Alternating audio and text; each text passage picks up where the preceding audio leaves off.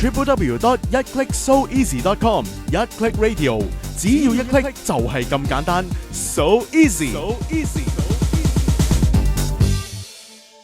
喂，有油站啊，做乜嘢唔入油啊？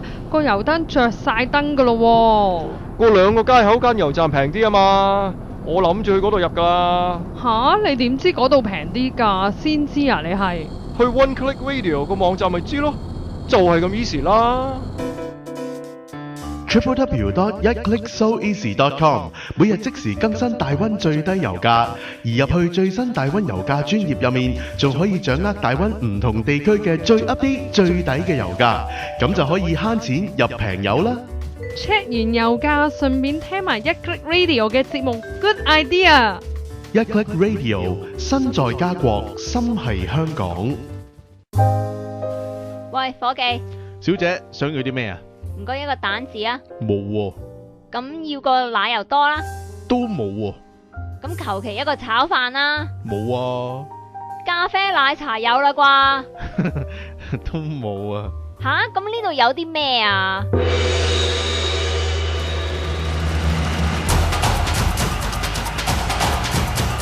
呢度有兩位大廚，我係肥龍，我係阿神，哇，呢間咩茶餐廳嚟㗎？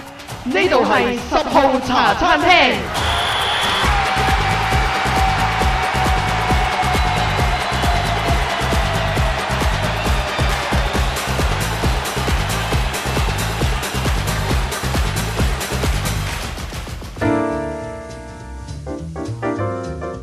10號茶餐廳又再次營業啦。講嘅嘢今日包你聽到驚，唔係嗰啲，唔係嗰啲咩？唔係飄下飄下嗰啲。而家講都啱喎。而家過咗啦，係嘛？過咗啦咩？未咩？唔係啊，琴日定前日？唔係，今個 weekend 8月3號先，唔係8月2號先七夕啫嘛。係咩？哦，我比較少留意呢啲嘢嘅。係，即係你應該你知同你老婆去浪漫下啦。唔係你知道呢，我自己係基督徒嚟噶嘛。係。咁所以我就唔係話好留意呢啲咯。唔係七夕係中國情人節啊。我唔留意中國嗰啲曆法，我個意思係。我重點係情人節。咁但係關嗰啲咩事呢？哦，冇，係咁啱講開，咁啱7月啫。OK，Well， 今日講嘅嘢呢，驚嘅就並唔係大家所驚嗰啲 Squid 啊，而係比 Squid 更加恐怖嘅一樣嘢。係真係而家係存在緊啦，同埋亦都係爆發緊啊！爆發緊，亦都可以真係睇到，而且接觸到啊！唉，講到咁白，你都知啦，伊波拉病毒係有冇睇過黃秋生嗰出啊？冇喎，就叫伊波拉病毒。係咩？係啊，我淨係記得另外嗰套 anyway。英文嘅即係荷里活片都有一套係講伊波拉嘅。係咪咩 28 Days After？ 唔係，嗰套 zombie 片啫，另嗰套叫 Outbreak 啊。哦，OK。其實佢係講話唔知一隻猴子就有伊波拉嘅病毒，跟住啲人就唔知點樣處理嗰隻猴子嘅時候呢，就開始染病咯。咁跟住就一發不可收拾咁咯。我好似聽過嗰個故仔。係啊，咁伊波拉病毒呢，即係可能比較如果住喺香港住喺北美嘅城市嘅你呢，會陌生少少，因為個疫情未話嚟到呢啲地區嘛。但係如果你有上網呢，無論喺 Facebook 啊或者一啲新聞嘅網站呢，我諗都已經睇過唔少關於伊波拉病毒嘅報導啦。係啊，我朋友都有轉載過一啲文章啦，咁就見到即係啲皮膚係潰爛緊啊。係啊，非常之核突嘅。咁我先講下啦，伊波拉病毒呢點解會咁恐怖呢？其實伊波拉病毒呢，比起愛滋病毒更加恐怖。更加嗱，先講講愛滋病啦。咁愛滋病我諗好多人都認識㗎啦，因為當其時我記得世界上面都有好多唔同嘅廣告呢。係啊，做咗好多宣傳啊嗰陣。係啦，咁就愛滋病嘅病毒其實佢嘅危險地方就係令到人體嘅免疫系統呢就失效。冇錯。於是你中咗愛滋病之後，咁你一有任何嘅併發症呢，譬如簡單到傷風感冒啦，咁由於你嘅免疫系統冇咗功效啊嘛，咁你咪隨時會有死嘅機會咯。係啊，所以冇辦法自己打仗醫治返自己係啦，係啦，即係身體裏邊嗰啲機能咧就已經失效。其實人咧嘅身體啊，好多病痛係靠你自己嗰個 immune system 啦，即係嗰個免疫系係啊，我統咧。感冒我唔係好睇醫生嘅，除非拖得太耐啦。係啦，即係如果唔係話太嚴重嘅話，你身體裏邊係會自己去有一啲嘅細胞咧，去將啲病菌或者病毒咧，去將佢打贏嘅。嗯，係啊，咁但係愛滋病毒咧就係恐怖在佢就將你呢一個能力咧取消咗咯，將你身體裏邊嗰個軍營咧炸爆咗咯，冇咗咯。仲要係內部咁樣炸爆咗。係啦，咁於是你就個身體裏邊冇軍隊啦，咁有外敵入侵嘅時候，你咪隨時其實可能一個細路仔攞住支木劍咁樣篤下篤下，但係你係完全係冇呢個反擊嘅能力。冇錯，因為你仲渣過嚿豆腐。呢個就係愛滋病毒啦，講咁耐。但係伊波拉病毒有啲乜鬼呢？咁好多人透過網上都會知咗好多噶啦。咁啊，伊波拉病毒係一種線性嘅病毒。線性嘅病毒嚟嘅，即係如果你喺顯微鏡底下睇呢，佢係好似一條好長嘅繩咁樣咯。嚇咁佢恐怖嘅地方就係、到而家為止冇任何嘅藥或者疫苗係可以殺死佢嘅，即係話當你中咗伊波拉病毒呢，係冇藥醫㗎。就只可以靠自己嘅免疫能力去同佢打。係嘛冇錯啦，所以呢，伊波拉病毒嘅死亡率，即係染咗伊波拉病毒嘅死亡率咧，高達我冇記錯睇報道呢，就話90%嘅死亡率。我印象中係90%或更加高㗎。係啊，咁所以伊波拉病毒你話係咪比起愛滋病毒更危險呢？係啊，同埋我聽講話，就算你今次真係打贏咗伊波拉病毒嘅呢個病毒啦，後遺症都係好嚴重嘅。哦，咁當然啦，係啊因為佢令到你個身體真係五勞七傷噶嘛。係啊講講中咗伊波拉病毒嘅症狀先啦。嗯咁啊，初期中咗嘅時候呢，即係佢未完全發揮佢嘅恐怖之處嘅時候呢，你就好似感覺上有啲感冒咁樣嘅。我真係症狀完全同感冒一樣，流鼻水啊，有啲似係啦咳嗰啲，嚇咳啊、流鼻水啊、成身冇乜力啊、好攰啊咁樣嚇。咁所以點解話呢一排呢？如果有啲人有啲感冒嘅症狀，個個都好驚咁樣呢，即我刻即刻今日打咗走去驗啦3。個乞嗤啊，有冇手軟腳軟先？好似都有啲。咁有冇狂飆鼻水？然之後咁又冇喎。哦，咁已經save 咗好多啦OK，咁如果有呢啲症狀咧，就令到人開始驚啦。係啊。咁伊波拉病毒嘅第2階段咧，咁一出現呢啲嘢，你就知道肯定中招啦。就係喺你身體一啲五官啊嗰啲地方咧，就滲血啦。開始流血。係啦，唔停咁樣，真係好似什麼嗰啲中國嗰啲七孔流血嗰啲毒酒咁嘅七孔流血咧，佢真係好似啦嚇，咁啊喺個眼角又會滲血出嚟啊，鼻哥又會流血啦，個口個角又會喺度有啲血咁樣滲出嚟啦，咁就肯定係伊波拉病毒嘅所作所為啦。咁跟住之後咧就會內出血添啊！我聽講係啦，呢個係第3期嘅症狀啦，即第三期係外出血之後，第3期咧就內出血添啦。咁同埋第3期內出血嘅時候咧，如無意外，你嘅皮膚咧亦都應該開始會有潰爛或者即係腫脹同埋潰爛嘅情況啦。我真係見過嗰啲圖啊，夜晚係真係會瞓唔着。你如果上去 Facebook 咧，亦都有人 post 過相關一啲新聞網站咧，佢係我記得有一張相就係影住一隻手咧，佢係中起晒一個2個泡咁樣。係啊，我就係見到嗰張啊。係啊，真係手同埋係咯，即係手同手臂咯。跟住有啲血咁樣咯。係咯，咁真係幾唔開胃嘅。係啊，咁係好核突。咁去到嗰個情況咧，跟住佢就會慢慢令到你，因為內臟出血啊嘛，咁所以你開始就會有啲器官衰竭啦。係啊。咁內臟器官衰竭之後帶嚟嘅後果係咩啊？死亡。係咯。大部分啦。所以點解伊波拉病毒咁恐怖咧？佢冇得醫，而點解又要入醫院咧？因為佢會唯有就用啲藥物去增強你嗰個免疫系統。免疫系統。咁嘗試睇下你自己身體裏邊嗰啲細胞能唔能夠揮得贏伊波拉病毒咯。伊波拉病毒有冇潛伏期㗎？應該好短啊！我唔記得 exactly 但係好似聽過係好短嘅，就應該就算有都可能係未必1至2個星期嘅，就好快就發出嚟㗎啦。哇！咁同愛滋真係愛滋好似愛滋可以潛伏幾年咁樣㗎嘛。係咯，我記得好似最高可以潛伏10年係冇症狀。係咯，但係伊波拉唔會嘅，伊波拉係中咗好快脆就必定會發出嚟，所以點解而家喺西非嗰度呢，一發不可收拾咯？但係點解會突然間又爆多次嘅？你呢個問題問得好，因為我就冇留意到相關嘅報導，我就唔知今次爆發嘅源頭啦。咁我知道1969年左近呢，喺南非就爆發過一次嘅。咁今次喺西非嗰度爆發呢，點解突然間一下子就去到咁？又突然間咁勁，因為我今日見到好似死亡人數又已經增加到800幾900人嘅。係啊，佢點解咁犀利呢？可以突然之間好似控制唔到個疫情咁呢？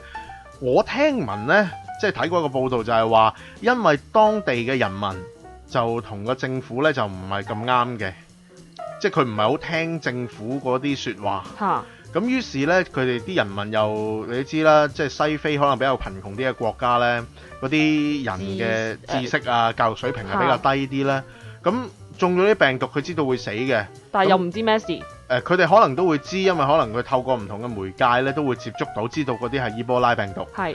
咁但係佢哋冇計啦，咁睇住死啦，死咗之後點算呢？咁佢又亦都非法處理嗰啲屍體啦。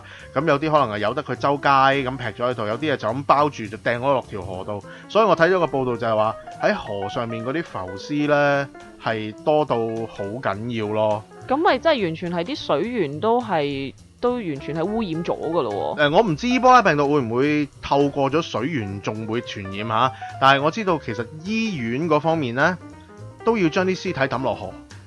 不過佢就處理好咗先抌落河，因為即係佢揾啲密不透風嗰啲袋包住晒咁樣先抌落河。佢話因為太多死傷啦，咁啊係，唔係傷嘅係太多死亡率啊。係。咁佢哋直頭咧嗰個殮房咧冇地方擺，裝唔到啊，太多啦。咁於是唯一叫做冇咁傷害嘅，咪唯有將啲屍體抌落河咯。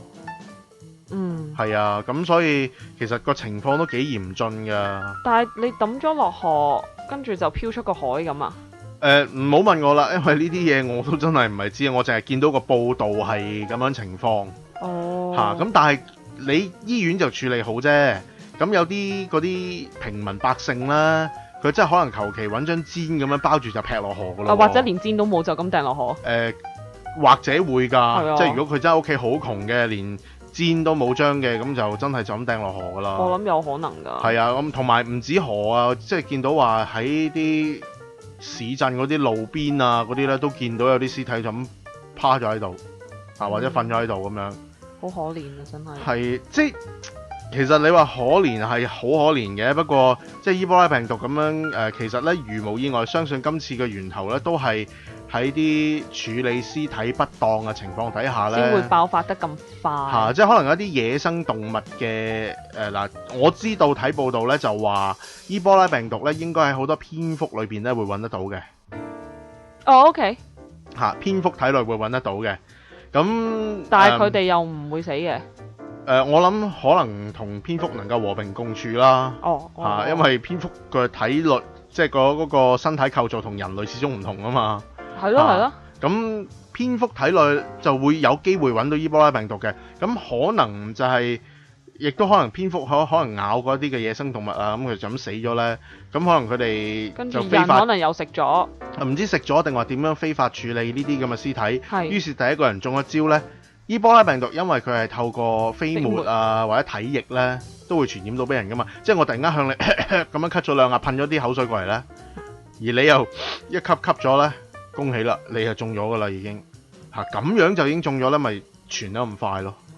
哇！咁真係好似感冒咁，但係呢，佢嘅殺傷力係真係更加之佢同犀利。佢同感冒嘅殺傷力又真係爭得遠啦。你諗下佢嘅殺傷能力比起任何嘅病毒呢，都要差唔多高。我唔敢話佢係世界上面最勁嘅一隻病毒，但係佢一定係數一數二頭嗰一紮噶啦，即係 top level 危險嘅嗰一紮噶啦。我見到報道而家喺美國或者其他國家都 send 咗啲唔知係專家定係一啲比較了解嘅人去，希望可以控制到呢個病情咯。係啊，其實好危險㗎，嗰啲醫務人員呢，真係冒住生命危險嘅，佢哋係要由頭到腳包到冚咁樣去幫嗰啲病患者。即係 N95。唔係 N95啊，係要包晒嗰啲即係連隻手啊，全部都包晒嗰啲。全頭到腳係包到冚，好似個太空人咁嘅包到。電視見過，係啊，但係只要你嗰件保護衣呢，有少少穿咗個唔小窿，心穿咗，而咁啱又真係嗰啲體液透過嗰啲窿入咗去呢，咁你都會有機會染上咯。咁亦都我聽過好似有啲醫務人員係因為咁樣而中咗伊波拉病毒。係啊，我都聽講啊，真係要對喺現場嘅醫務人員致敬。係啊，真係要撒個好大嘅冧俾佢哋啦，因為真係要好大嘅勇氣先可以去幫助到呢啲咁樣嘅患病者啦。但係即係其實呢，我聽過一啲報道就係話政府呢就好似話想將一啲疫區呢直頭係封鎖咗，只係容許醫務人員出入，其他人係一概不准。而家未咩？我唔知佢實行咗未。我之前呢係講緊都幾日前㗎啦。哦。睇咗個報道呢，咁佢就啲人民係話搞錯啊！你好唔人道喎，咁樣講咯。咁我可以理解嘅，但係其實冇一個好嘅辦法咯。即係如果佢哋係住喺個區嘅，係真係可以理解點解咁樣感覺上好唔人道。但係如果佢又更加傳染得犀利嘅話，咁其實我又覺得呢，真係好難做嘅。係咯，因為你唔去 control 呢樣嘢，你唔去封鎖個疫區呢，你又仲係自由出入，你隨時有機會帶住嗰隻菌就走咗出去，咁你又傳咗去隔離噶咯喎。係啊，我聽講我之前幾日睇新聞話好似有2個美國人話美國要專機咁樣 send 佢哋翻去美國度醫咁樣。咁美國都有啲比較有勢力嘅人都喺度嘈，佢哋話我哋點解要 send 佢哋翻嚟啊？如果喺美國爆開呢個伊波拉病毒，咁點算？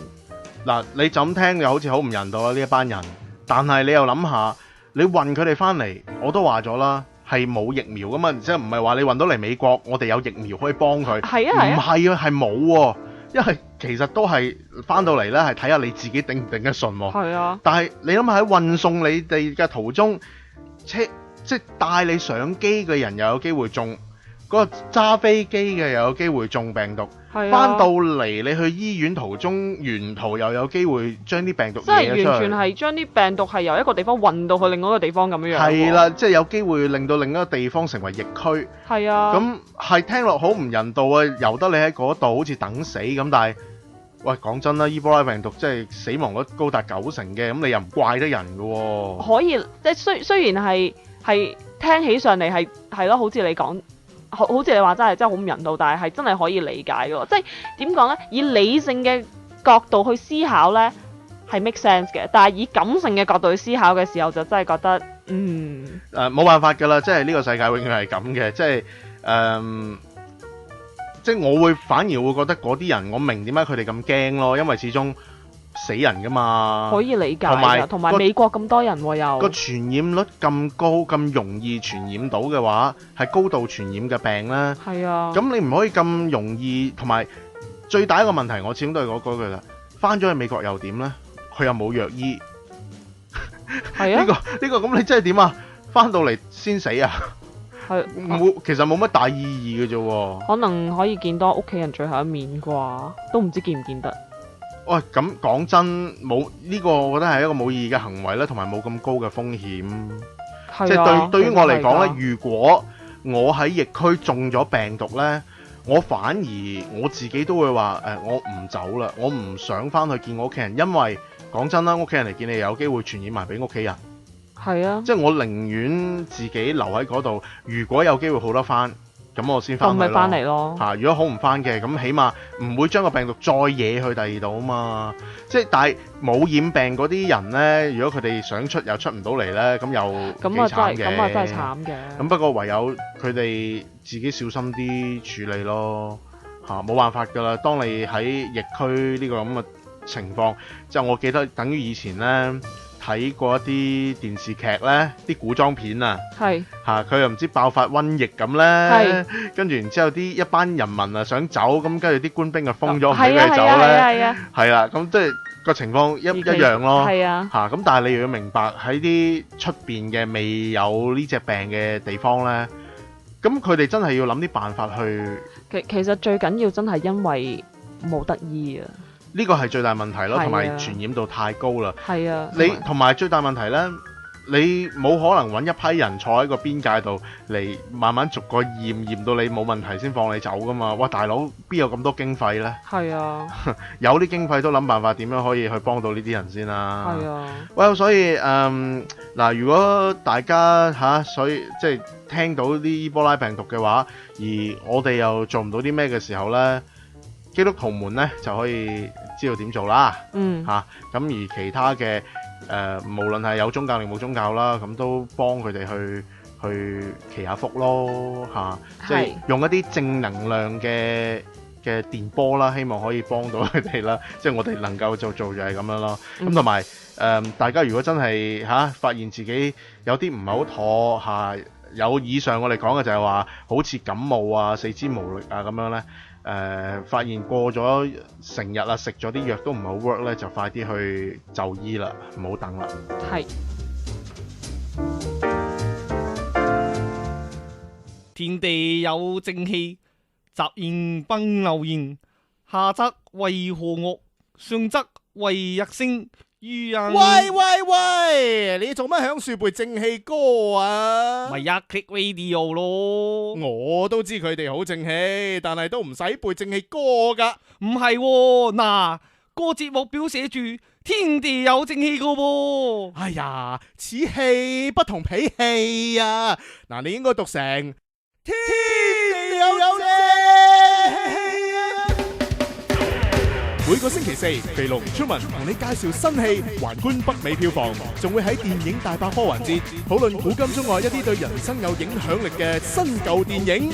咦，咁第日睇戲之前就一定要聽咗天地有正氣先咯。www.1clicksoeasy.com 1click radio， 只要一 click 就係咁簡單 ，so easy。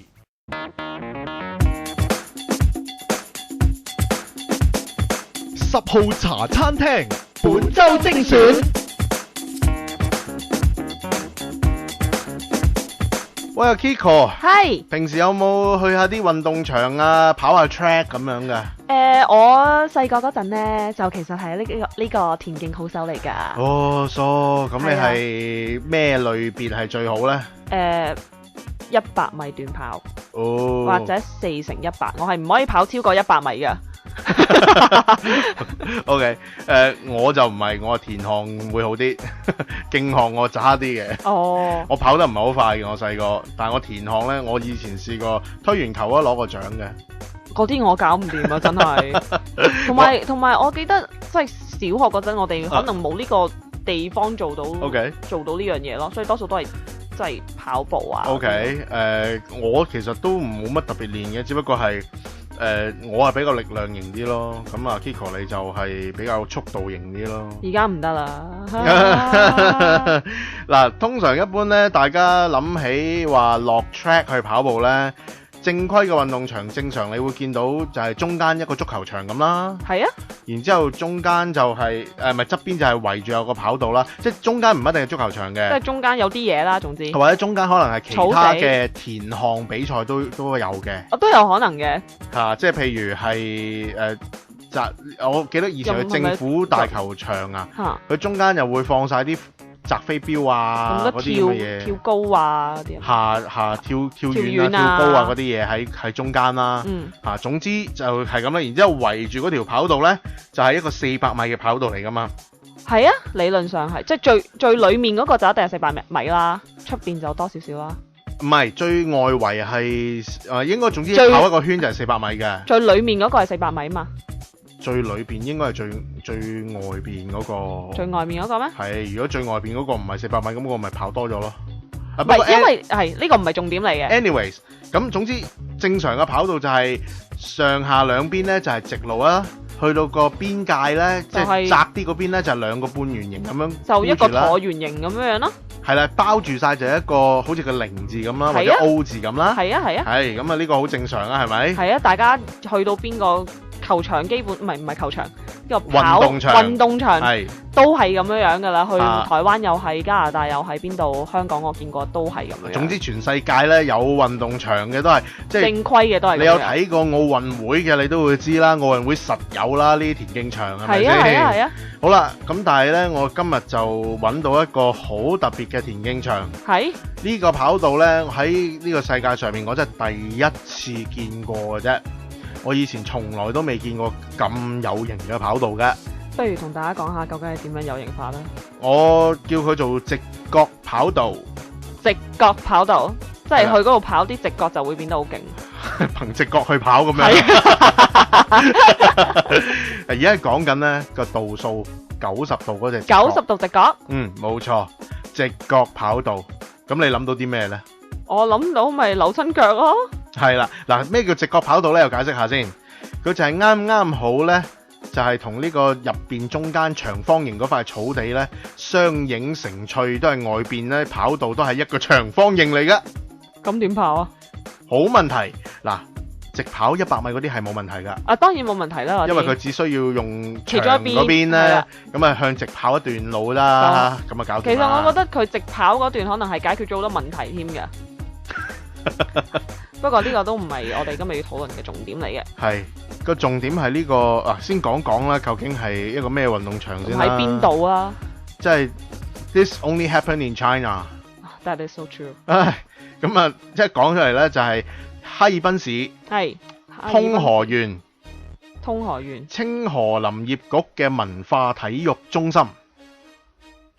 但係點解佢要將呢個體育館修成直角咁有趣呢？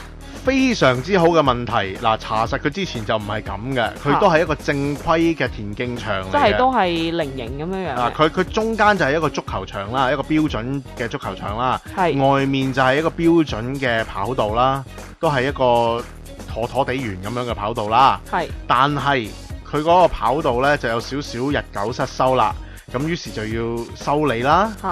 咁但係呢，咁啱，當佢哋一修理嘅時候呢，就收到佢哋嗰個局長啊，定唔知咩獎啦，總之佢哋嘅領導單位啦，就話我要落嚟視察巡查。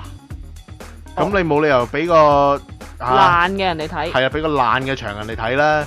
咁於是呢，喺唔夠時間嘅情況底下，喂，畫唔切圓圈喎，點啊？喂！諗你辦法解決佢啦，畫唔切圓圈啊，拉直條線佢啦。咁於是咧，佢就兩邊嗰個半圓形咧冇咗，就變咗90度轉彎直角。咁個領導個領導嚟睇完之後冇鬧佢哋咩？竟然，定係佢覺得哇 very good 好好啊，做得非常好。呢個係一個非常之好嘅問題。即係我係嘅話，我實鬧佢哋啦。咩事啊？而家呢個，你話俾我聽呢個係乜嘢？嗰啲工人又冇講，但係跟住記者就問啲工人咧：喂，點解你哋唔改翻好佢嘅？跟住工人答嗰句就精警啦。領導話唔改，邊個夠膽改啊？個領導以前一定唔運動噶啦。喂，我都唔係咁多運動，但係我都知道正規，你冇可能完全佢08年奧運一定係冇睇。咁係咪會俾人批鬥㗎佢？我覺得會咯，唔支持國家發展項目。即係講真，中國嘅田徑都開始發展㗎啦嘛，嗱，劉翔已經係破埋世界紀錄添啦，係咪？咁然之後越嚟越多即係田徑好手啦，中國其實中國嘅我諗劉翔一定唔係哈爾濱市人嚟嘅，唔係，可能係㗎，就係俾劉翔用到爛，跟住要整咯。但係跟住佢可能好耐冇翻過屋企。唔係啊，就係劉翔用爛咗，跟住整到咁樣，跟住劉翔咪跑唔到咯。原來係咁，係咁傷就係因為啲直角啦。哦，可能就係。我都懷疑扭親腳㗎啦。係啦，最好笑嘅就係嗰個記者咧，我哋睇上 YouTube 睇條片咧，嗰個記者係真係走去試跑咯，跟住講下跑後嘅感覺啦，然之後佢仲要揾咗一個民眾同佢一齊陪跑，跑完之後講下佢嘅感覺啦。我心諗佢哋仲要講得咧，嗱係咩咁？哎呀，咁樣好容易扭親咯，個轉彎咧，又要減速啊，咁睇到已經知啦，係嘛？我心諗，哇，答你嗰個都真係傻嘅，跟住嗰個真係傻大姐嚟嘅。即係你如果我喺現場咧，用一個純正嘅廣東話嚟講咧，我就第一時間就係黐線嘅，咁你都要試，有冇腦㗎你？我會咁咯，仲咁都仲試跑？佢可能咧嗰日新聞唔係好夠呢個篇幅啊，所以要拉長啲嗰個新聞嚟報導。咁我覺得佢應該就加強啲娛樂性添啦，唔好講到懶係正經咁啦，直頭喺度搞翻一場賽跑比賽，影住咁咪仲過癮。O K 喎，係咪咧？係哇啊，唔好真係揾一個，揾10咪揾幾個8個咯，揾8個嚟跑。我唔使你揾齊8個啊！有時有啲跑步比賽咧，啲唔夠咧，佢都係可能5個6個都可以跑噶嘛。可以啊，但係咁樣都應該幾有咁你揾5、6個人整場賽跑比賽都已經笑死啦，定係睇佢去到嗰個彎角嗰度一撲一碌，都唔係彎角嚟嗰個係直角啊！跳過去咪算咯，跟住另外嗰個人咁啱轉緊個直角嗰陣就炒到你啦。唔係，你仲要知道咧，正規嘅賽跑比賽，你如果係踩咗落人哋嗰條跑步線咧，係即刻取消資格噶嘛。係啊，咁你要轉彎嗰下，你好難唔踩到人哋個跑步跑道噶喎。呢個係一個好嚴重嘅問題咯。我真係拗晒頭啊！所以我覺得佢應該搞翻啲別開生面嘅賽跑比賽喺度。睇下有幾多個人會踩線，踩得最多嗰個攞獎咁啊嘛！收視必定爆紅咯！喂，個個都嚟睇啦，咁好笑係嘛？咁啊係，可以整場 B B 嘅又得，跟住整場 B B 就唔得 ，B B 速度太慢啦。慢慢啦。你整啲小學生，然之後中學生，然之後專業運動員。哇！揾劉翔啦就。哇！你話係咪真係即刻幾高娛樂性啊？淨係睇啲人諗辦法點樣去轉呢個90度角彎都已經係我想睇劉翔點樣轉嗰個90度彎。我覺得劉翔唔轉㗎啦，劉翔咧好似跨欄咁樣跳咗出去出邊算㗎啦。唔跑啊！仲跑？你唔好傻啦！邊有直角跑道咁好笑㗎？我從來都未見過啲咁嘅嘢咯。哇！真係〜哇！我其實開頭睇到呢單嘢嘅時候咧，我以為係有人搞笑新聞係嘛？我以為有人 Photoshop 啊！哦，係啊，即係其實我一開始睇到我都以為係，因為我第一次接觸呢單新聞咧，嗰個網站係未有影片㗎，即係佢淨係得一幅圖，然之後有個報導咁樣，我就話唔係啊嘛，玩到咁大 Photoshop 到咁。係我心諗話呢個人個腦裝咩㗎？唔係，我就係諗。你要取笑中國都唔係揾呢啲咁嘅嘢嚟取笑啊嘛！正常嘅人都諗到呢個唔會發生㗎啦。我係有個咁樣嘅思維咯。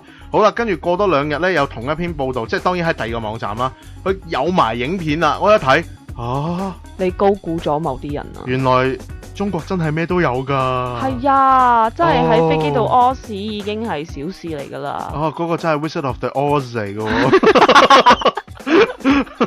真係咁都得。我同我聽講嗰個都唔止一單，but anyway 咧，真係所有任何你諗唔到嘅嘢，中國都可以揾到。真係中國乜都有啊！今次出現埋呢個直角跑道田徑場，問你怕未？下次可能啲足球場可能會係星星型啦，或者係心心型啦。女仔最中意心心型。又得喎。係啊。真係下次咁樣嗰啲擲飛鏢咧，係咪唔再用飛鏢啦？掹住個人揈幾個圈，睇下掟到個人去幾遠啊？可以試下擲鐵餅就擲人啦。係咯，就擲你啦 Kiko。我唔得啊，我太重啦。你咁話重，咁我點啊？啲人揾擲我出去咁點啊？你而家聽緊嘅係 www.1clicksoeasy.com 1click radio。我點先知道我可以攞到幾多按揭呢？點解申請按揭要揾專業房屋按揭顧問呢？同銀行有啲咩分別㗎？申請房屋按揭需要符合啲咩條件啊？我第一次買屋，係咪有好多特別優惠㗎？咁多樓房買賣嘅問題，咁就要聽實1click radio 每個星期2播出嘅樓房按揭101啦。我何潔文同嘉賓主持 Alan 宋一良會為大家解答唔同嘅樓房按揭問題嘅，千祈唔好錯過啦。www.1clicksoeasy.com 1click radio 只要一 click 就係咁簡單 ，so easy。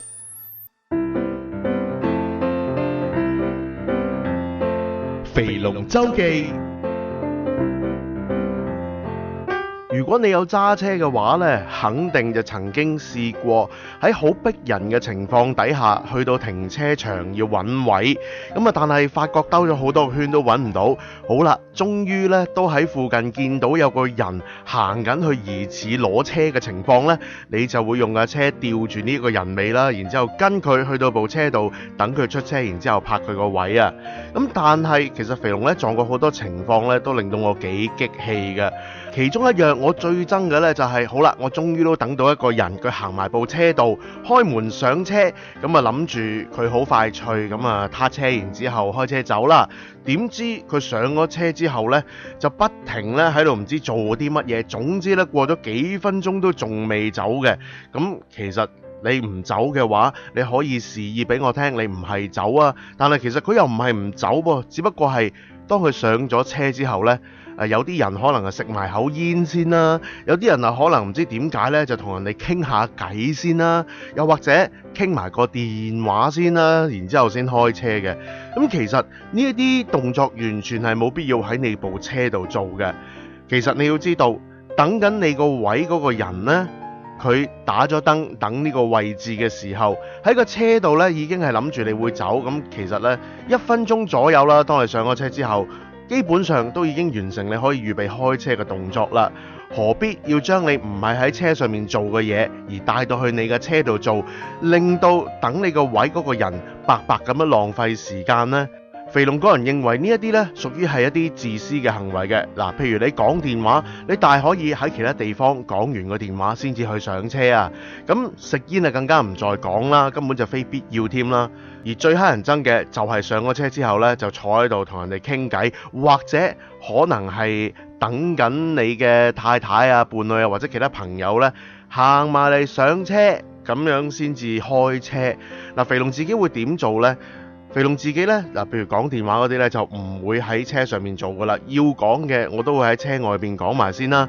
咁啊，肥龍自己又唔食煙嘅。好啦，如果講到話等朋友嘅，肥龍會選擇一係呢，就等埋個朋友或者等埋自己嘅伴侶先至返架車度，或者肥龍自己行到去個車度見到有人等緊自己嘅車位呢，我係會褪咗出嚟停埋一邊去等人。其實我等人喺個車泊低嘅位，同埋我揸咗架車出嚟停埋一邊等呢，係冇分別㗎。最大嘅分別就係你如果唔褪出嚟先啦，你就阻住等緊你個位嗰個人啦。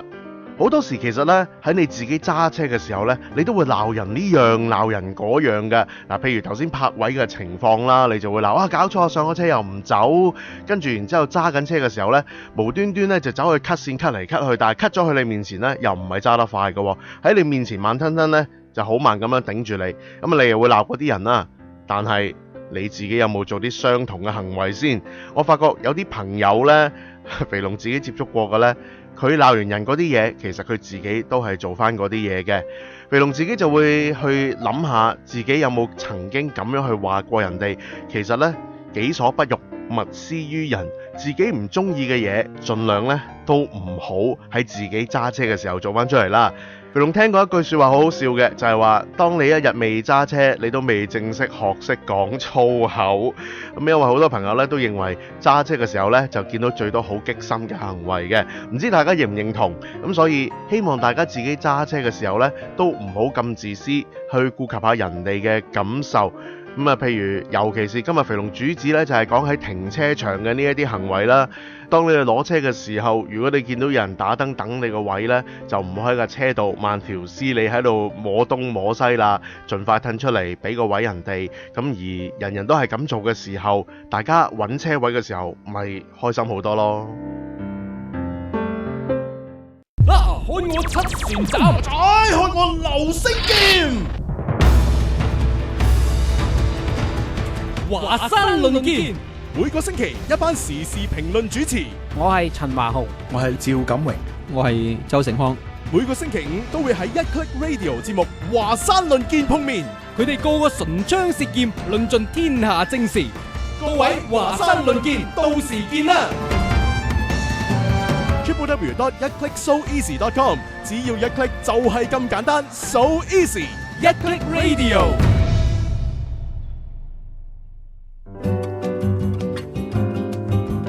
阿神翻工。飛龍啊，嗯，即係最近呢幾個禮拜呢，我哋都係咁講，有好多真係天災人禍啦，由呢個飛機啦，係啊，直到啱啱我哋講嘅伊波拉病毒啦，係啊，同埋中國雲南嗰邊又好似話有個大地震添，啱啱。係啊，同埋好似話溫州定係唔知邊度有工廠爆炸，工廠係爆炸，呢啲就人禍啦，爆炸、地震嗰啲係天災啦。係啊，好似話雲南係咯，地震6點幾級。係咯。咁即係咁前幾日啦，即係上個禮拜先有台灣嘅呢個福興航空嗰個又係墜咗機啦。但係最大件事我諗都係近來喺台灣，我諗大家都已經係聽咗唔少，可能曾經都被洗版嘅一個新聞，都已經真係聽咗好多日。咁我覺得呢一個城市呢，即係雖然都係台灣嘅第2大城市啦。係咪高雄啊？係啊，我正想講話，可能之前都唔係咁多人清楚佢係咩名喺邊度嘅，而家真係就出咗名咯。係因為個氣體令到佢出名咯。係啊，即係我記得係喺呢個31號嘅夜晚呢，喺呢個高雄市嘅前鎮區呢，就發生咗非常之嚴重嘅氣爆。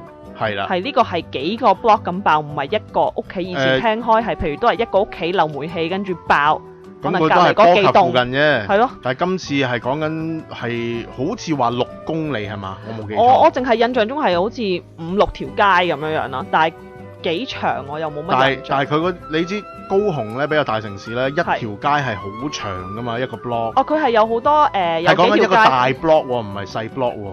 係啊，同埋應該係咯。但係佢係我唔知係咩，我知佢係有某條街嘅第幾段啊咁樣咯。係咯，咁所以其實差唔多6公里都唔係誇張㗎。我記得嗰條好似都係一個叫做好似係都係即係主要嘅道路嚟嘅。即係香港呢，可能就會比較少呢啲咁長嘅路，唯一噏得出香港又長嘅彌敦道。係咯，就彌敦道咯。咁你諗下就係等於喺條彌敦道連爆好長，差唔多成條彌敦道爆咯。我覺得應該係成條彌敦道咁爆。係咯，就係咁樣咯。我嗰日聽朋友講啦，佢話佢睇到視頻係真係衝咗上，即係所有啲瓦礫咁嘅嘢係衝咗上去幾層樓咁高啊！因為佢爆啊嘛，係一爆，佢喺個地下嗰度爆出嚟，所以呢係嗰啲路面嗰啲石啊、瀝青啊各樣嘢呢係爆到爛晒呢，彈晒出嚟啊嘛，所以其實好多途人呢未必係被爆死嘅，嗰好多受傷嗰啲就係俾跌翻落嚟嗰啲瓦礫係砸親嘅。係啊，真係非常之 sad 啦！咁基本上係好多日呢，佢哋都喺度話，究竟係邊個？又冇人出嚟認頭喎。好似而家話有啦嘛，有間公司有人出嚟。唔係認，係揾到佢條管爆咗。OK。裂咗有個好似係3-4 cm。總之就唔到佢唔認啦。係啊，係嗰個地方可能係呢，佢係應該因為係運呢個叫做丙烯嘅呢個化學氣體啦。丙烯。丙烯冇走啊！丙烯，跟住丙烯就話唔得啊，我忍無可忍啊！喺呢個時候我要爆啦！咁就釀成咗咁多嘅悲劇。咁原來佢爆嗰陣係佢喺度唱緊歌啊？唔係，嗰個係醬爆嘅啫。丙烯爆嘅時候呢，係真係爆晒成條街。咁我見到有2個唔同嘅影片啦，一個就係話喺啲商戶嗰度呢，佢嗰個防盜攝錄機影到佢爆炸嘅情況咯，同埋爆爛晒佢個門口咯，因為啲嘢跌翻落嚟砸爛咗佢門口啲玻璃嗰啲咁咯。我係聽到人哋同我講話係另外一個呢，係架巴士咁啱係行過爆炸嘅地段，咁就有個人喺度拍佢話前面爆炸我行唔到。跟住本嚟諗住轉右啦，右邊又爆喎，跟住咪即刻轉左咯。咁佢係避開咗。佢避開咗，跟住我都問啦，咁佢係咪避開咗？佢話咁上得 YouTube 真係避開咗啦。我就見過另外一個呢，就係一架車裏邊呢，應該係一家唔知3口定4口啦，個太太個老公就揸車嘅，後邊有小朋友聲嘅，我聽到條片。咁啊睇到佢條片就一路揸車嘅時候呢，去到有一個位停紅綠燈，啱啱停咗。停紅綠燈停咗幾秒之後呢，就突然間砰咁樣呢，就跟住就見到佢個擋風玻璃就砰砰砰咁樣呢，就啲嘢跌落嚟。係不過幸好呢一架車嘅家庭呢，所有嘅成員只係受輕傷，就冇生命嘅問題。咁即係感恩咯，呢一下就。我覺得真係即係最近真係發生咗咁多事呢，令到我真係喺度諗。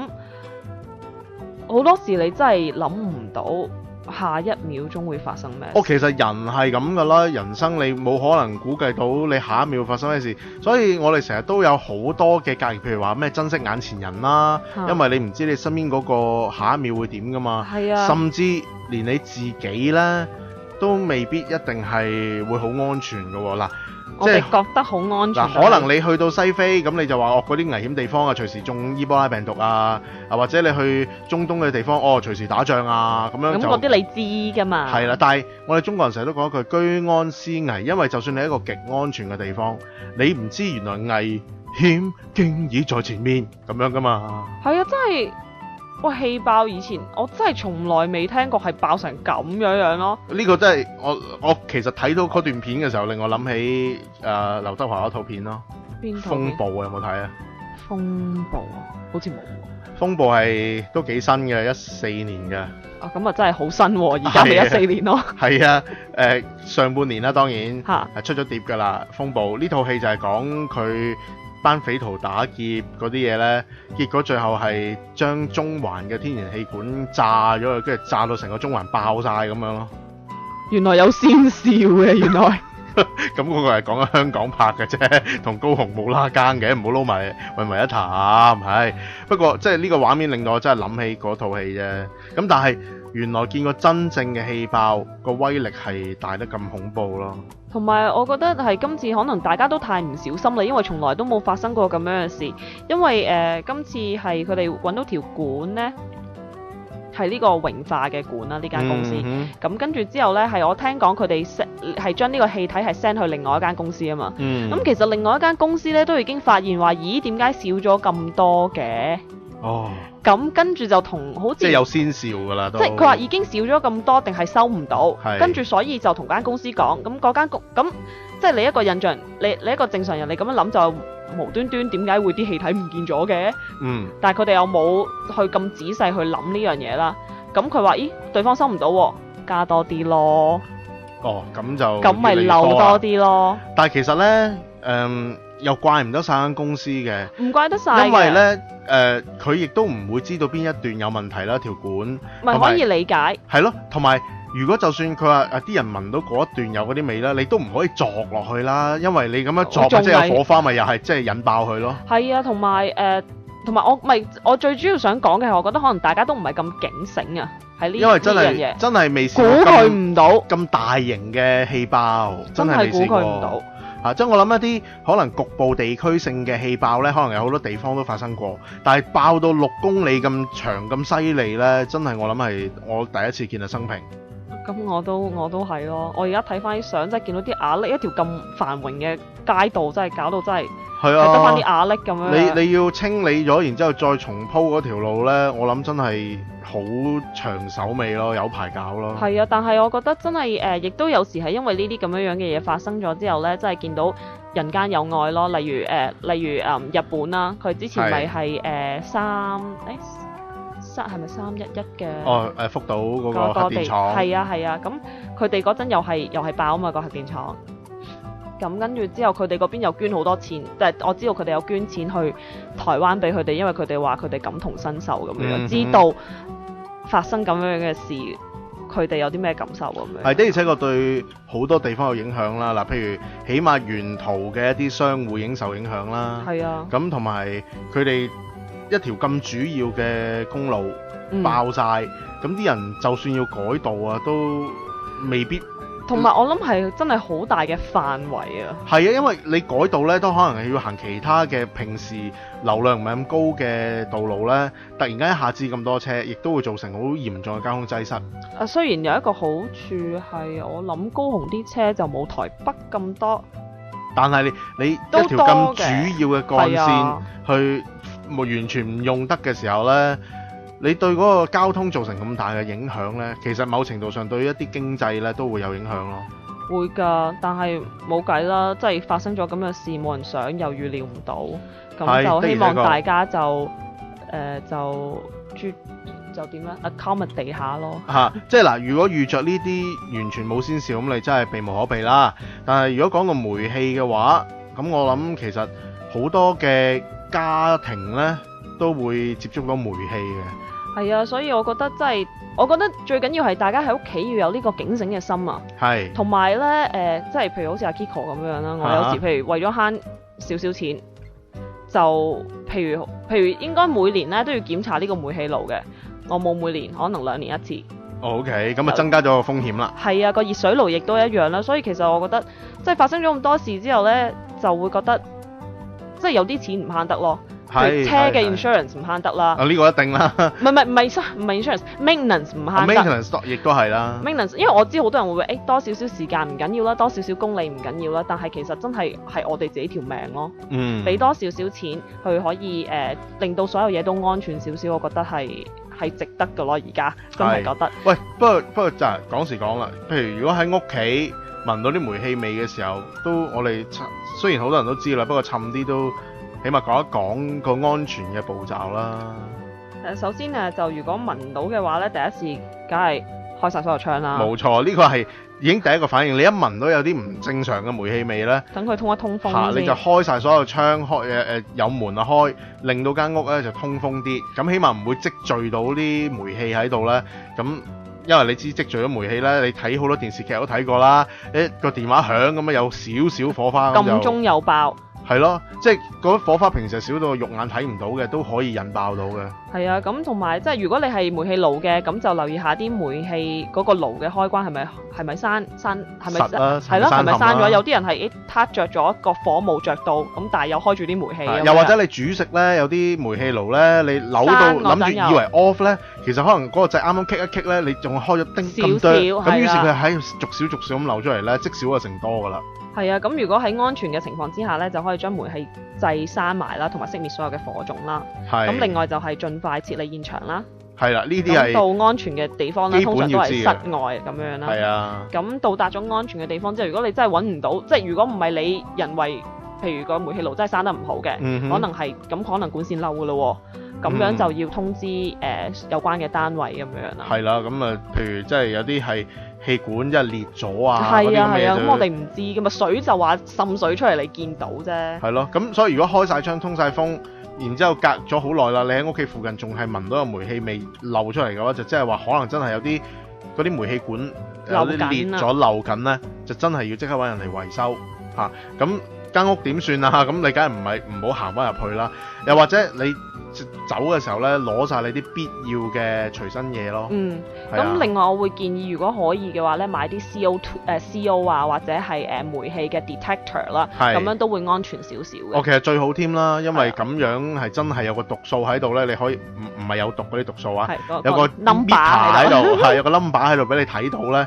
即係你就真係知道咩事，清清楚楚、黑黑白白咁樣啦嘛。其實真係唔係好貴嘅，就為咗自己生命安全咧去買啦，我會建議大家。係啊，所以嗱，即係都係嗰句啦，中國人啊，記得咧，我哋有一句好好嘅居安思危嚇，唔好以為自己喺一個安全嘅國家咧就必定安全啊。未雨綢繆。未雨綢繆呢個係儲錢啫。未雨綢繆係防唔到氣爆嗰啲咁嘅嘢嘅。但係咁你可以買定啲 meter 去讀啊。買定個保險啊，差唔多。一定要噶啦。人壽啊。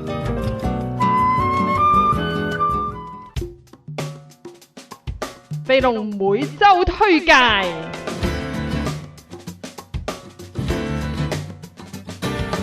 阿 Kiko 中唔中意寫嘢咧？曾經都寫㗎。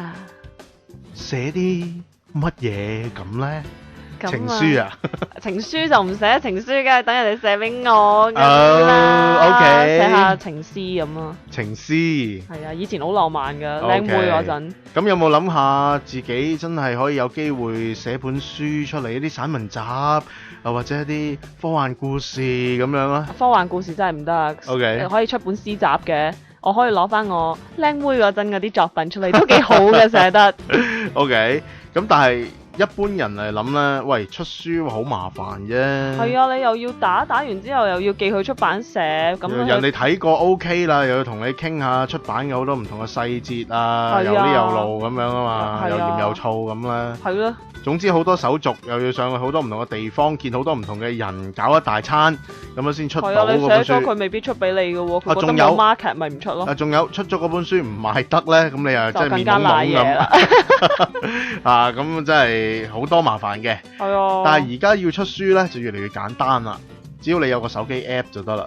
手機 app 啊，其實有一個手機 app 呢，我諗好多人都知道，甚至用緊嘅，係可能有啲人攞嚟 take notes 啊，或者點樣啦。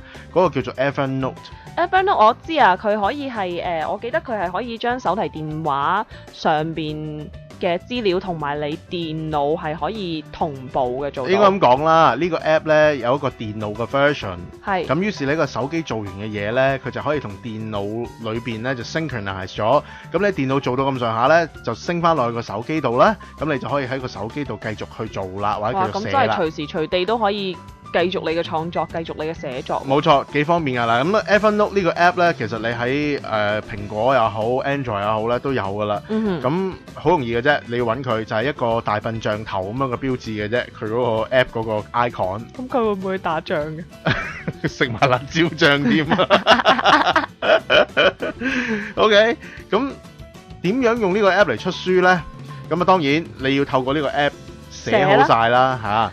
佢寫唔寫到中文㗎？我未試過，因為我本身冇用呢個 Evernote 嘅。但係我相信應該都 support 到嘅中文。因為中文亦都係其中一個世界上面都幾多人用嘅語言啦。都應該最多人用㗎。最唔最多我唔敢講，不過係多人用咯，我知道。越嚟越多啦。咁點樣去出書呢？透過呢個 app 好簡單嘅啫。係你喺個 Evernote 呢個 app 上面寫完你嘅著作之後呢，原來 Evernote 呢就同一個嘅出版嘅服務叫做 Fast Pencil 呢就合作咗。咁呢，你將你嘅著作就 send 去相關嘅伺服器啦。係。咁佢就會自動呢去幫你做晒排版啊嗰啲咁嘅 click clack 嘅功夫啦。係。跟住排好版之後呢，就會審核過之後呢，你嘅內容係冇問題嘅話呢，佢就會將你本書呢就放上去佢哋嗰個 server 嗰度，咁呢，就喺 e-book store 呢，即係喺網上面嗰啲啊，就可以揾到你嘅著作可以購買啦。哦，咁咪幾好喎！佢幫你排埋版，咁佢係咪？我諗佢係應該係幫你抽傭啦，係嘛？嗱。呢一個呢，我諗大家就要喺用呢個 app 嘅時候呢，睇清楚佢啲 fine print 啊，因為嗰啲細字呢，佢哋點樣去同你分帳啊嗰啲呢，就冇詳細咁樣去列出呢個報導嗰度。但係賣到嘅錢當然你一定要分翻一部分俾佢哋啦。係啊，如果唔係佢做咩幫你做？係咯，冇可能免費幫你去賣書噶嘛。咁起碼你賣到當2蚊都好啊。咁起碼可能佢。我唔知啊，未必先咯，可能啊，未必只可能佢會抽多啲啦，可能75先咁樣咯，係啊，咁都正常啊，正常啦。咁總之，如果呢中意寫作嘅朋友，有夢想出書嘅朋友呢，有多一個渠道啦，就係可以透過呢個 Evernote，OK， 上去揾 Evernote 就係 EVERNOTE。咁手機又可以用，電腦又可以用嘅，咁啊可以互相 synchronize， 非常方便嗰個 app， 咁就可以有機會咧圓你嘅出書夢啦。咁可以透過唔同嘅平台啦，譬如 Amazon 啦、Barnes and Noble 啦，或者係 Kindle 啊等等咧，喺網上面就可以購買你嘅書。都係真係啲大公司嚟係嘅喎。啊，所以其實如果真係上到架咁樣，可能個曝光率都唔錯。應該 OK 嘅，係啊。好啦，跟住咧第二樣嘢咧，同大家講嘅咧，都係同網絡有關係嘅。網絡係一個嗰個叫做瀏覽器。瀏覽器係，我就諗唔到個中文添。呢個我中意啊，我用開呢個嘅。因為係嗱，講緊瀏覽器咧，好多人主要用嘅有幾個啦，包括 IE 啦，即係比較慢嗰個啦。有人用 Firefox 啦，有部分蘋果用戶會用 Safari 啦。Oh yes。咁呢啲係主要嘅瀏覽器，可能有小部分朋友用緊 Opera 啦。不過都好似越嚟越少人用啦呢個。仲有啲其他嘅瀏覽器咧，我就唔講咁多啦。但係其中一個咧喺近年咧好快脆冒起嘅就係 Google 嘅 Chrome。Chrome 咧其實都已經非常之完善啦。係啊，同埋我感覺上，因為其實我 IE 啊、Firefox 啊同埋 Chrome 都有用，我感覺上 Chrome 係比較順暢少少嘅。Chrome 其實佢個團隊非常之努力，佢成日都 update Chrome，咁所以呢，原本肥龍係一個 IE 嘅忠實 fans 嚟嘅嚇，不過結果呢，去到大概2年前呢，我終於都頂唔順 IE 嘅慢。哦，我以為你係頂唔順 Chrome 嘅誘惑。唔係，係頂唔順 IE 嘅慢。於是呢，我就試下兩個一齊用，一啲就用 IE， 一啲就用 Chrome 啦。跟住用下呢，真係冇辦法 IE 真係慢過 Chrome 好多。咁於是呢，我都主力係用 Chrome 啊，除非 Chrome 係唔 support 嗰個 page， 但係其實都已經好少 page 係唔 support Chrome。好少有啲咁嘅。初期係有啲係唔 support 嘅。咁初期 Firefox 出嗰陣，好多都淨係 support IE。係因為 IE 之前係雄霸市場噶嘛，所以好多嘅 web page 咧都係 IE 喺度嚇。但係而家就已經越嚟越少呢件事啦，而家可能係 don't support IE。咁又唔會嘅，應該而家嗰啲 web page 咧，大部分嘅好多平台都睇到㗎啦嚇，都會睇得到，因為而家手機又要去睇噶嘛。如果你太過局限 IE 先睇到咧，咁你個 page 可能係會俾人哋 kick out 噶啦嘛，唔理啦咁樣噶嘛。會啊，會㗎。好啦，講咗咁耐 ，Chrome 有咩新搞作咧？係其實咧，佢就啱啱 Chrome for Windows 咧，就進入 beta 階段嘅，就叫做64bit 版本嘅 Chrome for Windows。哦，OK。係啊，你上去 Chrome 咧，你去佢嗰個網站嗰度咧，去 Chrome 個網站嗰度咧，你就可以 download 呢一個 beta 版本啦。即係而家係個個都可以 download 嘅。可以試下用呢個64bit 版本嘅 Chrome for Windows。不過嗱，我要講明不過嘅，因為始終咧呢一個64bit 嘅版本咧，雖然咧係會快啲正啲，咁同埋而家講真咧，新買嘅電腦咧多數都行64bit 嘅啦嘛。係啊，因為有 Windows 7同 Windows 8咧都係主要行64bit。我係搞佢唔掂，我係唔知有咩唔同嘅。我買我而家呢部電腦咧係成年幾前買嘅，差唔多接近2年前啦。嗰陣時咧係介乎32至64bit咧，我都忍痛我裝64bit。係啦，咁結果我冇揀錯啦，因為32bit開始慢慢係 obsolete 啦。個 program 都問我你個電腦係32定64，我都望住佢。而家開始直頭唔問啦，有啲直頭64bit 先 run 到噶啦。咁而家呢一個64bit 版本嘅 Chrome 咧係 beta 版，所以大家用下咧可能會遇到好多唔同奇離古怪嘅 bug 嘅。係咪可能會 hang 機？絕對唔出奇啊，會有好多臭蟲嘅出現咯。即係可能會 hang 機啊，或者一啲 display 又怪怪地啊，突然之間嗰啲 button 明明喺度，但係又 click 唔到啊，呢啲咁嘅情況呢，絕對係會出現嘅。所以大家用嘅時候呢，就唔好大驚小怪。不過好消息就係、官方表示正式版應該唔使再幾個禮拜就會降臨㗎啦。當然啦，因為而家 beta 版本呢，佢就 open beta，大家都用啦。一用到有 bug，你就將你個 bug report send 翻去俾 Google。有冇獎金㗎？佢冇啦，佢俾你用咪就係獎咗你咯。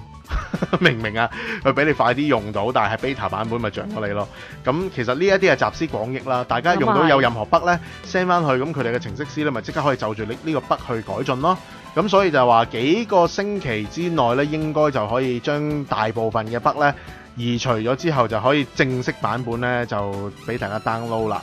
咁如果你有64bit 機嘅朋友呢，就可以轉用呢個64bit 版本嘅 Google Chrome， 咁就再正啲咯。我諗我都係等多幾個禮拜。等正式版，我都係咁話，所以我冇試到，sorry， 我做唔到呢一個report 俾大家，我都仍然仲係用緊舊版本嘅 Chrome， 我等啲其他白老鼠用完先，因為有啲人咧最中意做呢啲嘢噶嘛。係啊，好多嘅，譬如好似蘋果嘅 iOS 都係咧，有啲人係做。會去幫手試嗰啲 beta 啦，但係有時係真係撳個掣係喐唔到成部機。係啊，但係我係會唔知點樣 solve 呢個問題嘅，所以我決定咗等正式版。我係主要上面因為工作關係咧，我就唔想做白老鼠咯呢部機因為我都係扎扎實實好啲。當然啦。好，咁啊，另外咧，今日同大家講嘅都係同電腦有關嘅，最後一個新嘢。咁呢個新嘢咧就係同打機亦都有關嘅。打機你係最中意嘅咧，係冇錯啦。平時喺電腦打機咧，多數一係就用 keyboard 同 mouse 啦，一係咧，咁有啲朋友就買個 touchscreen 少啲啦，嗰啲係嗰啲 tablet 先會啦。但係講緊電腦咧 desktop 嘅話咧，係咪有 joystick 啊？可以係啦，可以買個嗰啲 joystick，或者而家可能咧 Xbox 嗰啲 joystick 都可以插落電腦用啦。啊，係㗎，係好多都係㗎。我又唔玩機。咁甚至我見到有啲 program 咧，將唔知 PS3 嗰啲手掣咧，係可以插落電腦，透過個 program 咧就可以用。哦，咁啊幾方便喎，唔使另外買嘛。但係始終唔係個個有呢啲 joypad 㗎嘛。哦，係喎。咁但係有陣時打啲 game 嘅時候咧，如果有個 joypad 又好啲嘅話，方便好多有時。咁你又個手感啊唔係好痛。咁你有另類一個選擇而家有一個叫做 GestureWorks 咧，就推出咗一個新嘅 program， 就 install 咗電腦同埋你個手機之後咧，就可以利用你嘅手機嚟做呢一個 joypad 啦。虛擬嘅 joypad 係啦，咁當你將手機呢個 app 同埋電腦嗰個 program 接合咗之後啦，透過 Bluetooth 或者點啦，接合咗之後咧，咁你個手機嘅熒光幕上面咧就可以顯示到一啲掣喺度啦。咁嗰啲掣有個好處就係、一般嘅 joypad 都係有個方向掣啦。係啊。然之後側邊有其他唔同嘅掣，咁因為而家好多 game 咧咩，起碼都6、7、8個掣咁樣噶啦，即係唔知由 ABXY 跟住有咩 L1、R1、L2、L2 咁樣啦。我次次都搞佢pick 過嚟㗎。咁你用手機個畫面咧，你啲掣就冇 fix 死嘅，你可以自己褪啱位。咁會唔會打下突然間撳錯掣就去咗 design 嗰頁度，跟住又咁搞亂晒啲掣啊？咁我諗有得 save 嘅，你校好咗之後。咁即係興奮一撳錯 edit 咁樣。咁你 save 咗就唔使驚啦。咁佢有好處就係除咗可以隨時任擺位之外咧，啲掣嘅大細都係任君選擇嘅。咁咪幾好啊！即係譬如個十字掣原本都係一粒芝麻咁細嘅，你都分唔清上下左右咧，你就可以將佢擰到咧成個大餅咁大。咦，咁樣我哋出大絕招嗰陣要一次過撳晒上下左右 AB 嗰啲，咁咪可以方便啲咯。你自己去調校最啱手個最順手個位咯。係啊，咁但係你問肥龍咧，我就唔 enjoy 嘅。點解咧？我唔係咁中意撳落去冇實質感覺嘅掣嘅。咁啊係。我唔掣嘅呢啲。咁同埋又好難嘅，你個 mon 你又要望住個 mon， 譬如你賽車咁樣啦，你又要望住個 mon， 你又要 𥄫 一 𥄫，你而家係咪撳緊嗰個掣喎？打慣咗嗰啲人唔使 𥄫 㗎。但係你冇個撳 feel 嘅喎。但係佢打慣咗啲，有啲出神入化嗰啲真係完全唔使睇，佢就啲手指知道個距離咁嘅。哇！咁犀利嘅。係啊，即係譬如你手機咧，而家都有啲動作遊戲㗎嘛，咪就係用呢啲咁樣嘅虛擬鍵咯。咁其實我係打得好辛苦嘅嗰啲。係咯。因為你上下左右咁咧捽嚟捽去個畫面咧，都唔知點咁㗎咯。不過咧，我試過之前玩咧，即係實體嗰啲 controller 嗰啲咧，我玩咗5至10分鐘我就去起咗個水泡。咁你換個 control 弓啦，唔好用 controller 咯。係咪會好啲嘅？可能係啊，control 弓會錫住你多啲。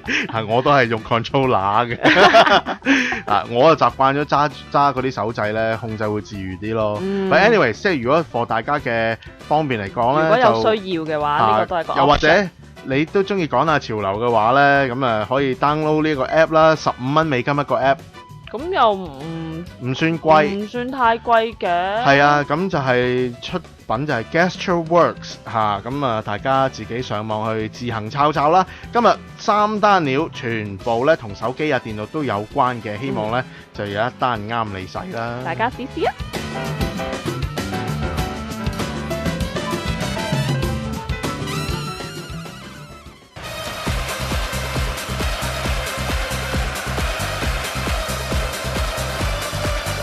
唔經唔覺咧，又今集節目差唔多時間啦，唔好講嗰句啊！我正想講，我今日唔會講嗰句噶啦，你又知我諗緊咩嘢？真係拍檔我幾次啦嘛，開始知道你諗咩噶啦嘛。醒目。好因為講真，而家即係媒體嘅嘢咧，就真係越嚟越改變大嘅。你仲有冇聽傳統嘅收音機咧？即係 AM 啊、FM 啊嗰啲。嗱，講真，真係冇乜。我知道咧，而家仲會聽嘅咧，譬如揸車啦，揸車都少啦。而家啲車咧好多可以插支 USB 嚟聽歌嘛。屋企架車老啲嘅。即係新啲嗰啲好多時都係插支，我架車都係插支 USB 嚟，我聽歌多嘅。咁喺屋企可能睇電視或者上網多啦。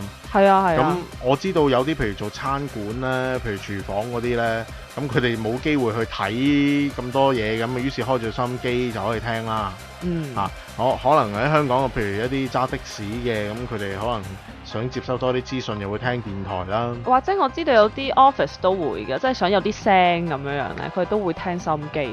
收音機而家咪攞嚟防盜咯。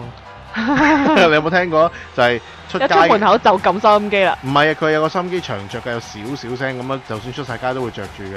有啲人呢，以為即係如果想爆格，有人喺屋企啊，咁就以為有人喺屋企咧就唔入嚟咁咯。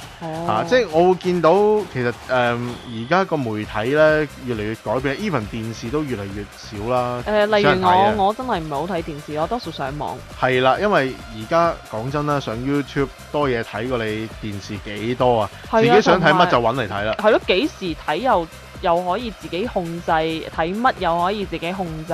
係啦，所以其實咧一 Click Radio 嘅出現咧，亦都係因為見到網上面嘅平台真係越嚟越受歡迎啦。咁所以我哋一 Click Radio 都主要係用網上面嚟傳播好多唔同嘅，譬如聽節目啦，或者唔同消息啦。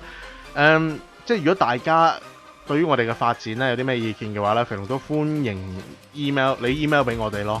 係話俾我哋聽，譬如你想咩類型嘅節目多啲啊，咁樣咧，我哋會睇下大家嘅意見係點樣樣。咁上我哋嘅網站啦 www.1clicksoeasy.com 咧，咁你揾到我哋嗰個聯絡啊或者電郵地址咧，咁啊可以 email 俾我哋。電郵地址好簡單 info@1clicksoeasy.com。So easy。冇錯啦，真係 so easy 嘅。咁其實嚟緊呢 1Click Radio 應該有好多唔同嘅發展嘅，係嚇咁大家希望就繼續支持我哋啦，咁喺不久嘅將來呢，希望1-2年之內呢，就會唔同嘅發展呢，就陸續出現喺大家嘅眼前呢。咁希望大家繼續 support 同埋話俾你嘅朋友聽喂呢個網台都 OK 喎，咁多啲嚟聽，甚至遲啲有視像嘅節目嘅時候呢，多啲嚟睇。咁就最好啦，得閒都要嚟 visit 下我哋啦。咁最緊要呢，多啲嚟 like 我哋嘅 Facebook page 啦。Yes。係啊，因為我哋有唔同嘅消息嘅時候呢，就多數第一時間係透過呢個 Facebook page 去發放嘅。咁如果多啲朋友 like 我哋嘅 page 呢，咁我哋發放消息嘅時候就可以多啲人可以睇得到。係啊，咁所以希望大家繼續支持我哋，咁我哋又繼續做好啲啦，甚至可以希望快啲呢進入真係 real time 廣播嘅年代啦，好期待啊 ！OK， 我哋下個星期再見啦，拜拜。喂，你飲杯啊喂！酒逢知己千杯少，喺派對同朋友開心對飲，的確係一件樂事。走啦，拜拜。但係酒後駕駛，你唔單止會破壞自己嘅前途。你仲有可能會對無辜嘅人以及佢嘅屋企人造成無可挽救嘅傷害。尊重生命，為己為人，切勿酒後駕駛。以上係1Click Radio 帶俾大家嘅訊息。www.1clicksoeasy.com 1Click Radio， 只要一 click 就係咁簡單，so easy。